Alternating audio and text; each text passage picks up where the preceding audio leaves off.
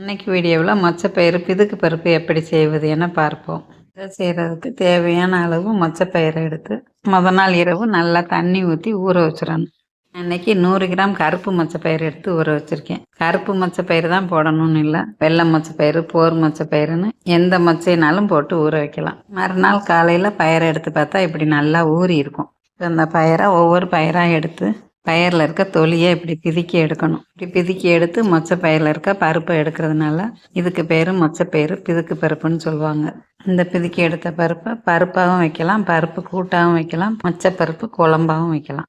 பருப்பாக வச்சுருக்கேன். இப்போ எல்லா பருப்பையும் பிதுக்கி எடுத்தாச்சு. இப்படி பிதுக்கி எடுத்த பருப்பை ஒரு தடவை தண்ணியில் நல்லா கழுவிடணும். பருப்பை கழுவி எடுத்துட்டு குக்கரை அடுப்பில் வச்சு தேவையான அளவு தண்ணி ஊற்றி அதில் பிதுக்கின பயிரை போட்டு அது கூடவே அளவு சீரகமும் சின்ன வெங்காயமும் தட்டி போடணும். இந்த பருப்பு செய்கிறதுக்கு சின்ன வெங்காயம் தட்டி போட்டால் தான் பருப்பு சுவையாக இருக்கும். அதுக்கடுத்து கொஞ்சம் மஞ்சத்தூள், பெருங்காயத்தூள், 1/2 ஸ்பூன் அளவு விளக்கெண்ணெய் ஊற்றணும். விளக்கெண்ணெய் சேர்க்க பிடிக்காதவங்க கொஞ்சம் போல் நல்லெண்ணெய் ஊற்றிக்கிடலாம். குக்கரை மூடி வெயிட் போட்டு 5 நிமிஷம் வேக வைக்கணும்.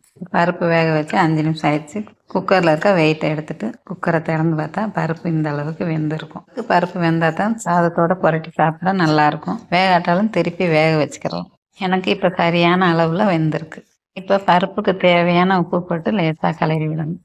இப்போ மொச்சப்பருப்பு தயாராகிடுச்சு. பருப்பை தாளிக்கணும். அதுக்கு ஒரு தாளிப்பு கரண்டி அடுப்பில் வச்சு கொஞ்சமாக எண்ணெய் ஊற்றி கடுகு, உளுந்தம்பருப்பு, வெங்காயம், கருவேப்பிலை, மிளகாய் வத்தலை கிள்ளி போட்டு தாளித்து பருப்பில் ஊற்றிடணும். சுவையான மொச்சப்பருப்பு பிதுக்கு பருப்பு ரெடி ஆயிடுச்சு. இதை சாதத்தோட நெய் ஊற்றியோ அல்லது நல்லெண்ணெய் ஊற்றியோ பிசைஞ்சு சாப்பிட அவ்வளோ ருசியாக மணமாக இருக்கும். இது ஒரு பாரம்பரிய சமையலும் கூட. உங்களுக்கு பிடிச்சிருந்தா என்னோட சேனலை சப்ஸ்கிரைப் செய்து உங்கள் உறவினர் நண்பர்களுடன் பகிர்ந்து கொள்ளுங்கள். நன்றி, வணக்கம்.